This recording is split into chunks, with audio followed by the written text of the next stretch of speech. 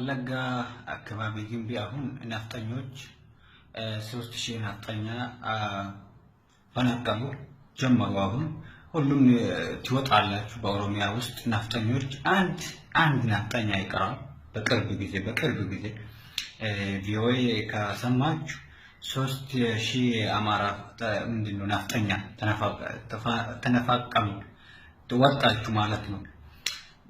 አሁን በቅርብ ጊዜ ሁላችሁም ትወጣላችሁ። በኦሮሚያ አንድ አማራ አይኖርም። አንድ አማራ ኦሮሚያ ውስጥ ሰማችሁ? ይመጣል፣ ቀኑ ይመጣል።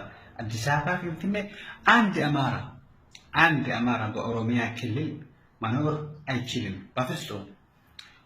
ሌላ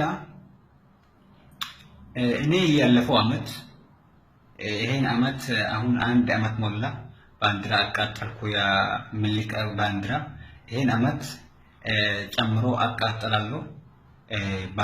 ባለ አንበሳና መስቀል ባንዲራ ያቃጠላለሁ። የቅርብ ጊዜ ምልክና ቴዎድሮስ ፎቶ፣ ጣይቱ ፎቶ፣ የአጼዎች ምናምን ትያያላችሁ። በቅርብ ጊዜ ይቃጠላሉ። ምን ታመጣላችሁ? እና በሰላም